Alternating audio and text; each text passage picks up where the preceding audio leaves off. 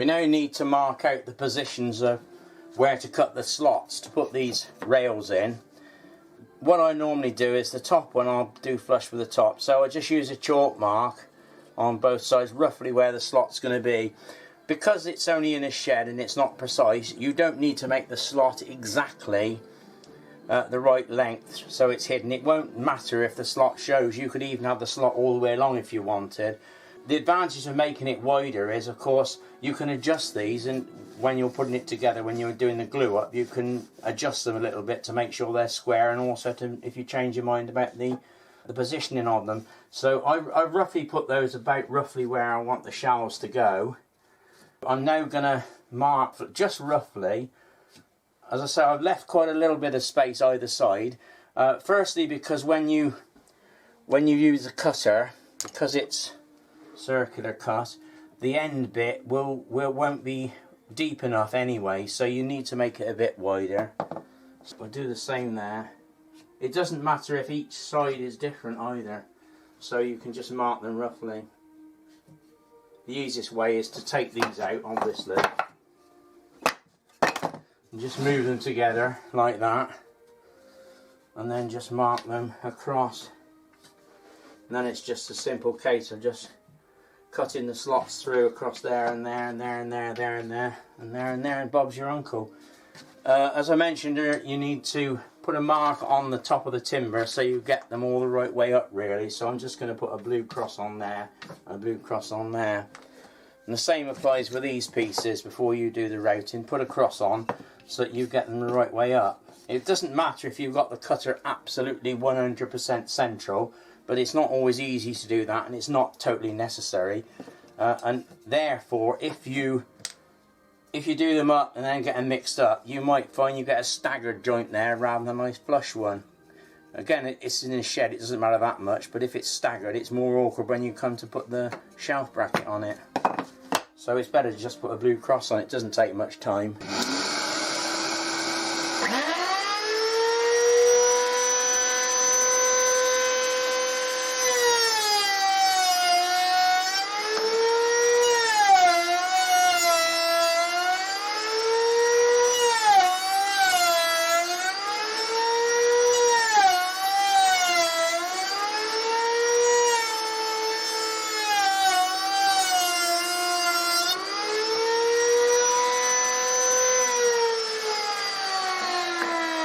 Horrible noisy thing that is. Oh, this bottom one, you don't want to put it right at the bottom. It'll stand better if you leave it so about an inch. Leave about an inch of the bottom of the rail showing for the foot. It will stand better that way. I'll just point out the difference I mentioned earlier about the factory bought biscuits. If you look at this, you can see just how little of the actual biscuit is showing.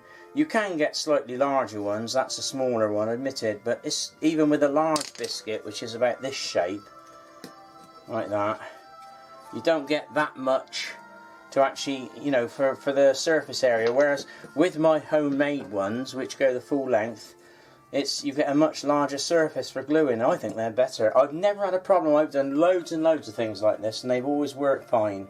You don't have to do this next step, but it does make a neater job if you just chamfer the edges of the rails and just take the corners off. It does make it a lot neater, and it gets rid of any splinters, I suppose. It doesn't take many seconds to do that, and it does look neater, and it matches the rounded part of the rails.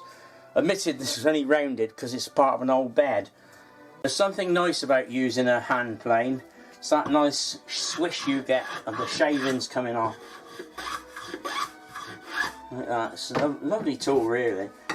Actually, this plane I've got here, believe it or not, it's a Stanley Bailey plane, was going to be chucked in the skip. A friend of mine brought several over, asked me if I wanted them. They were all rusty at the time, but I cleaned them up and sharpened them, and they're brilliant. Why would you throw it away? People don't want them today. I mean, you can buy an electric plane so cheaply. I've seen them for like £16. It's ridiculous. They're rubbish and they won't last long, but that's why people don't buy hand tools, I suppose, but I like them. I've got all the pieces roughly where they need to go, and I've cut all the biscuits, homemade biscuits, down to size. What I tend to do is I buy my adhesive, PVA, in a large 4-litre container like this, because I use quite a lot of it. And then I just decant it into a little container like this thing here. I just pour some in there like that, what I'm going to use for the day. Pop that out the way, and then I just use a little paintbrush like this. I find it's much better for getting into the cracks and crevices. And I'm simply going to paint a little bit on the end grain, paint a bit on the biscuit as well. You don't need too much. I always tend to put too much on and it all oozes out everywhere, and then you have to clean it up. The less is probably the better, but I always think I need to put more than I do. So that's that, and then I just paint over there again with that. There's that. And then when you're gluing up, be careful not to splash any glue on the work like I've done here, because if you do, you'll have a devil of a job getting it off when it's dry. So always have a toilet roll handy like this. I always keep one on the bench, and you can wipe it off with that before it sets. Even that will leave a mark, so have a damp cloth ready. That's what I always do. It's just a bit of old curtain soaked in water, and just rub it off. It's worth doing it now. You'll regret it if you don't. It doesn't matter in this case, because it's only going in the shed, as I've mentioned many times before. You're sick of hearing it, but it doesn't matter. But if you're making something decent and you try and put wood stain or paint on afterwards, it won't stick properly where you've got glue on it. It'll always show up, so always wipe the glue off, or be damn sight more careful than I am. I've got all the biscuits glued in. Now it's just a matter of popping the top rail on, like so. It's going to be a bit fiddly by the time I get to the other end. That's it. Make sure they're lined up with your lines that you put on there when you started. I just have a little hammer to tap it. Top one's got to be flush. Top one's flush. Just tap these along. Get them roughly where they should be. They're all about right. When you're happy with it, put them together, and then before you clamp up, just use a T-square or any sort of square, and just make sure they're square that way. It's easy just to tap it and get it lined up. That's about right. About right's good enough for this sort of thing. About right. It's all about right. So that's it, all glued up. Now I'm just going to stick a couple of cramps or clamps, I never know what to call them. I call them both names, on the end, just to hold it together. Just pop one on each end. There we go. Now I've got to do the other side. I think I'll go and have a cup of tea now. I'm fed up of doing this. This is what I'm going to use for the shelves. Various bits of stuff that's thrown away I'm going to recycle. This is an old bed head. As you can see, it's damaged here and here, but I can cut the shelves out of that rather than waste it. That'll do for one of the shelves. And I've also got this piece, which is the side of an old cupboard. There's a bit of block board here. I say it's an assortment. It doesn't matter because it's for a shed. Now I'll have to support these shelves, because if you just use chipboard or any of the stuff I've shown you, it'll just buckle in the middle. It'll be hopeless. It'll sag in the middle. So you need some support. So what I'm going to do is show you a shelf I made for another unit in my shed. And this is made out of MDF offcut. It's only about ½ an inch thick, and it's useless on its own.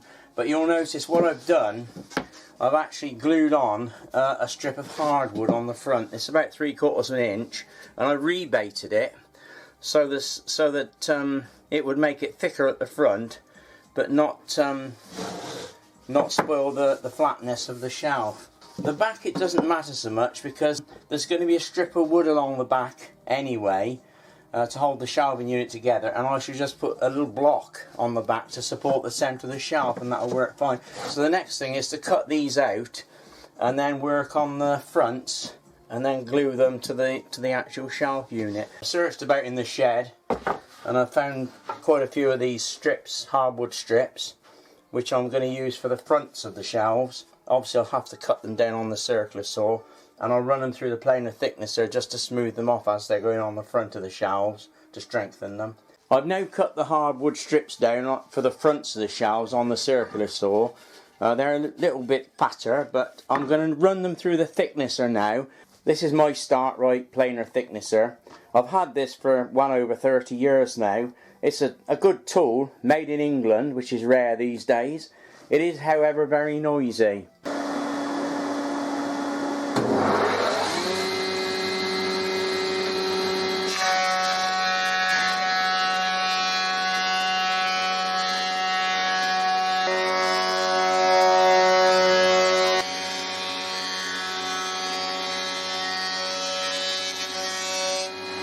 I've treated myself to a new glove. I thought it was about time. This one's got 3 fingers worn out. 1 finger's fair enough, but 3's pushing it a bit, so I thought it was about time I invested in a new one. Notice I said glove. I only changed the right-hand one. The left-hand one's still okay. Why don't they sell packs of right-handed gloves? I'd buy them, because I always wear the right-handed one out. This is what I'm aiming for, a rebate on the wide side of the timber to accommodate the chipboard top.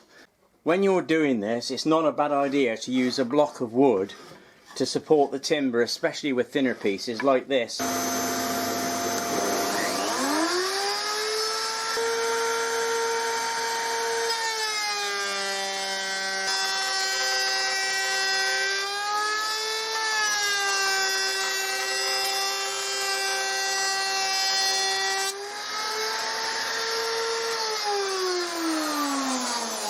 I'm now going to fit the front strip on the shelf.